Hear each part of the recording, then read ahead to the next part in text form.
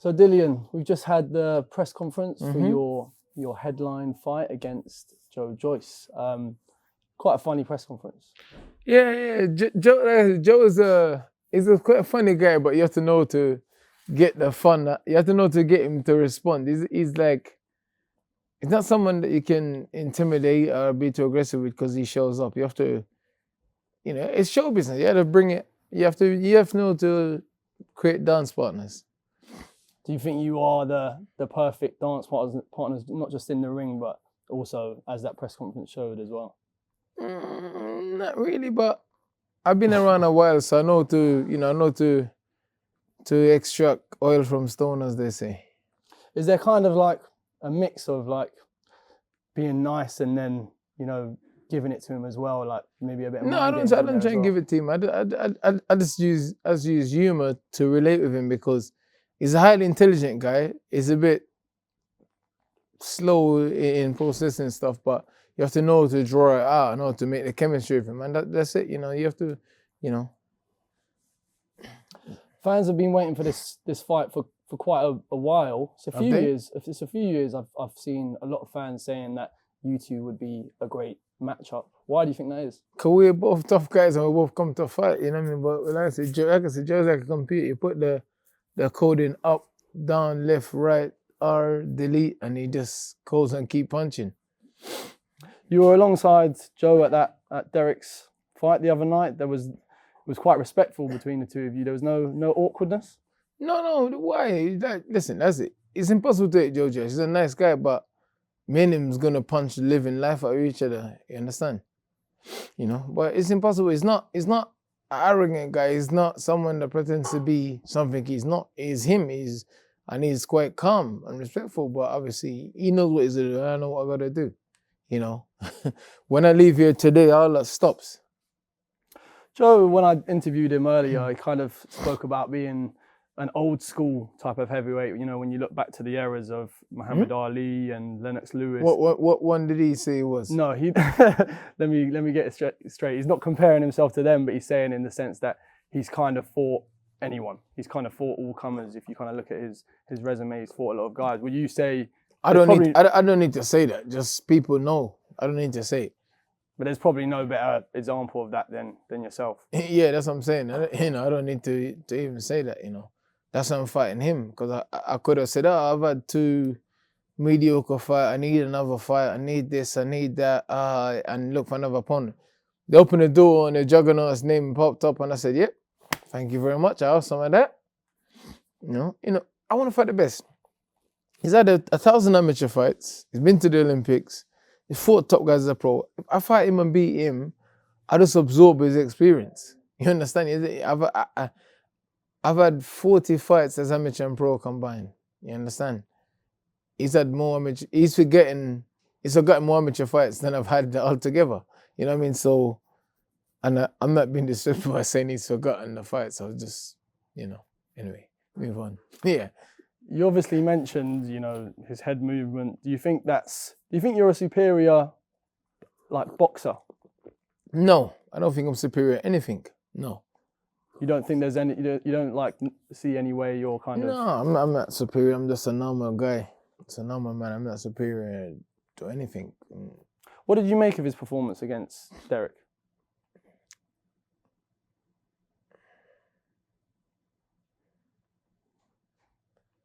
He just got old man. Derek just outman him. Derek just outman him and just outfucked him. He was good. He done his thing. He was there throwing, but Derek was just. I don't know. He just carried on going forward, and sometimes he needed to step back and reassess the situation, and that's why he walked into the overhand that put him down. He just was just right in front trying to outrate Derek while Derek was old man rocking and rolling and doing his thing. You understand? He suggested in an interview that, because of his gas tank, maybe taking you to the later rounds is an edge that he has over you. That's what he suggested. What do you think of that? That's fine. My car's got one of my cars is a V8 and it's got a massive gas tank, but fortunately I gotta top it up I gotta top it up 2-3 times a week. Depends on how fast I drive it. So I just gotta his gas tank may be great and it may be big. I just got to empty it as quick as I can. Will you be going for a kind of early I don't care, man. I've done 12 rounds before. I've done 6, I've done 10, I've done 1, I've done 5. So, whatever. I know he's going to be fit, and I know that's what he banks on. He banks on his toughness and his fitness. It's not a guy that I need to worry about his incredible speed, his incredible movement. No, he's going to be fit and he's going to be tough. So I need to find a way to deal with it. Just like all the other great fighters in my time has find ways to deal with it. You know what I mean? You mentioned in the presser there some of the kind of trials and tribulations you've been through over the last couple of years. Is Queensberry picking you to kind of headline their first fight with the Zone? How good does that feel? It's good because they see my value as well, and they know I come to fight. I know I'm an entertaining fight, and it's good. Obviously, Queensberry got massive value, the Zone got massive value, and I also still have a massive value in the heavyweight division after a 2-year absence.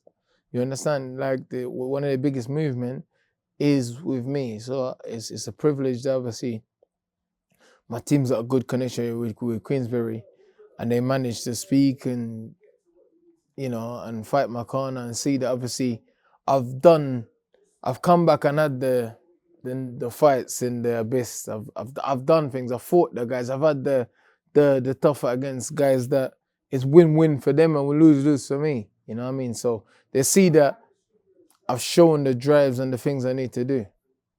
Your story's very well documented. Like some of the difficulties you had, earlier in life. How good does it feel now that people are really recognizing your star power after like all the hard work you've put in throughout your career? It's good. Kids like me is not supposed to make it. It's kids like me is not supposed to make it. It's good for my life, my family. It's good to show other people it's not all you start in life. It's all you finish and what you do in the middle. And if you work hard and get the right people around you and trust people and believe in yourself, everything is possible. That's very important to me as well as winning these fights and having these big fights, It's the legacy and the story. Well, I'm not sure about legacy, but the story I left behind, So Lawrence Okolie, he's also on the card. There was a kind of jokey little tussle in the presser there. That's what you guys want to see, innit? He said in our interview, he made it very clear, he doesn't like you and he wants to fight you next. Is that a fight? Lawrence says a lot of stuff. But when he was next to me, he wasn't behaving like that, was he? It's boxing. These guys are meant to say these things. Lawrence is trying to talk. I did the same 2014, 15, 16, 17. I did the same, so I'm used to it. I'm used to it. I'm used to it. He's doing the right thing. He's trying to talk his way into a big fight. Lawrence needs to change his life. He's never made no money. I have no real stand-up fight. So he wants to talk his way into a stand-up fight. And that's what you have to do. This is the name of boxing. He wants a stand-up fight. This is a hard fight with him and Richard Riekpo, but it's not really a mega fight. He needs to get paid. He's not getting younger. So yeah. You got to give it to him though. He had some good talking up there. Do you think if you two did end up fighting, the build-up would be, very entertaining? Everybody will fight. The build-up is entertaining. It's not to sound bigger than nothing, but it's not because of them. I just try and be canny and try and be funny. Just like even with Joe, I wasn't rude or disrespectful. I was just funny. I was just, I was able to spark a reaction from Joe Joyce. That alone, I need to get a 5-star rating for that. Just go to TripAdvisor and write a 5-star rating for me, please.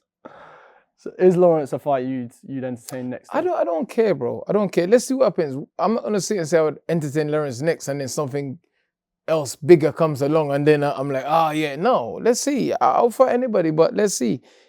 I've had 30-something fights. I got a few fights left in the tank, and I'm one of the biggest fights.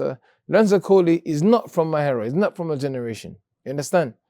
He's come after, he's done his thing. He's a cruiserweight. He's moved up, but there's other guys in the heavyweight division that me and them's name been linked for so long, and people want to see those fights. Who do you ever see me fight? Wilder or Lawrence Okolie? Probably Wilder. Who do you ever see me fight? Andrew Ruiz or Lawrence Okolie? Lawrence Okolie. You must be drunk. Who do you ever think that's a better match. Who do you ever see me fight? Jarrell Miller or Lawrence Okolie? Maybe Jarrell Who do you ever see me fight? Daniel or Lawrence Okolie? probably Daniel. Anthony Joshua, I Lance think that what Okolie. sets that one apart is you got the Anthony needle. Joshua or Lance Okolie. Well, Anthony Joshua, but not sure about Dubois, Martin though. Okolie, Lance Okolie. I'd probably say Lawrence Okolie. You know what? You got alternative motive. No, I'm sure the zone would rather see our lot, so I send you for the zone. So you and your boss is on 2 different wavelengths. I'm Queensberry, bro, but yeah, probably that's why. Queensberry is the zone, though, isn't it? Yeah, that's true. So there you go. Probably, I think there's a bit of needles there, so that's why. I don't give a fuck, to be honest. If it's Lawrence Okolie, if it's you, if it's Stephen Espinoza, I don't care. Whoever. Stephen Espinoza. Can I just get a prediction for the Joe Joyce fight? How do you think it will go? It's going to be an all-out war, or somebody's going to get knocked out. Going to be an all-out war, you know. We'll both start cautiously and doing our thing and whatever. Joe might just run at me. You never know. I might run at him. Let's see. You know, I'm not somebody that I don't, with strategies and stuff, I don't like to plan and say I'm going to do this and do that and do that, because when you go there, it may be something completely different. Maybe a completely different situation. So, you understand? I just try and be versatile and be flexible. Thank you very much Cheers, for speaking man. to us, Thank Dillian. you.